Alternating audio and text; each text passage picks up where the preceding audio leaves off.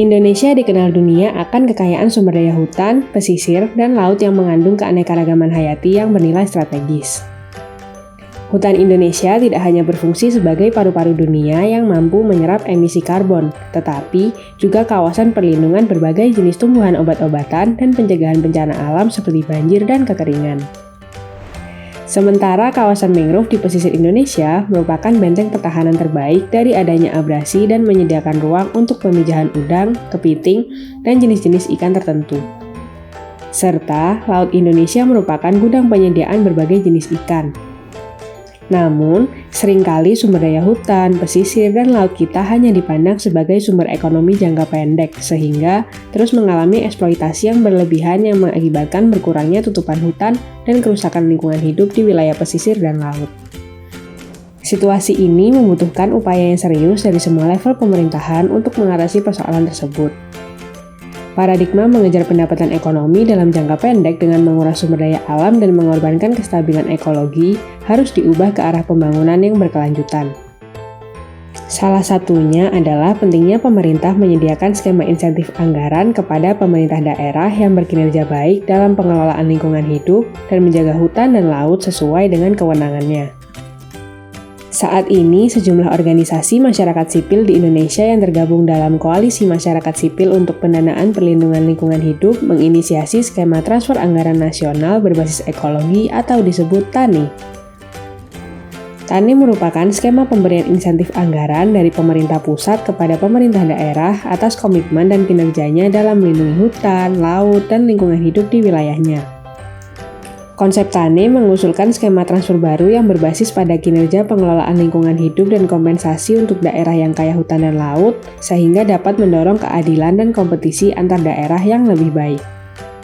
Dalam usulannya, masyarakat sipil mendorong penerapan TANI melalui mekanisme dana insentif daerah atau DID dan dana alokasi khusus atau DAK pada bidang lingkungan hidup dan kehutanan serta bidang yang terkait, misalnya bidang kelautan dan pertanian.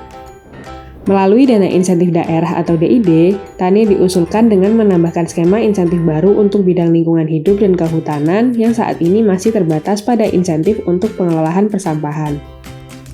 Sementara melalui dana alokasi khusus atau DAK, TANI diusulkan dengan cara mengintegrasikan dalam mekanisme pemberian DAK fisik lingkungan hidup dan kehutanan maupun DAK non-fisik, misalnya untuk meningkatkan kelembagaan KPH dan pengelolaan hutan berbasis masyarakat seperti perhutanan sosial. Selain melalui DID dan DAK, TANI diusulkan melalui skema dana pelindungan lingkungan atau DPL yang pernah disampaikan oleh Menteri Keuangan Ibu Sri Mulyani dalam suatu event di Jakarta pada awal Agustus 2019. Merespon penyampaian Menteri Keuangan, Koalisi Masyarakat Sipil mengusulkan konsep dana pelindungan lingkungan atau DPL melalui skema hibah daerah berdasarkan kinerja dalam pengelolaan lingkungan hidup termasuk hutan dan laut.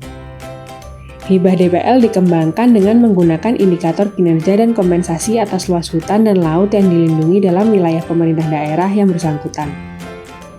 Indikator kinerja TANI melalui DID, DAK LHK, dan DPL hibah daerah yang diusulkan bisa menggunakan indikator dari data yang tersedia di pemerintah, misalnya perubahan indeks kualitas lingkungan hidup, perubahan tutupan lahan dan padang lamun, maupun indikator lainnya yang mudah diukur oleh pemerintah pusat seperti proporsi anggaran daerah untuk fungsi lingkungan hidup dan kebijakan daerah yang pro terhadap lingkungan hidup dan kehutanan. Dari hasil asesmen atas indikator kinerja setiap daerah, kemudian akan dihasilkan indeks kinerja TANI per daerah yang nantinya menjadi dasar perhitungan atau penentuan daerah yang layak diusulkan menerima dana dari mekanisme DID, DAK, ataupun DPL hibah daerah serta besarannya. Dana TANI yang ditransfer ke daerah nantinya bisa bersifat spesifik grant atau block grant mengikuti jenis transfernya.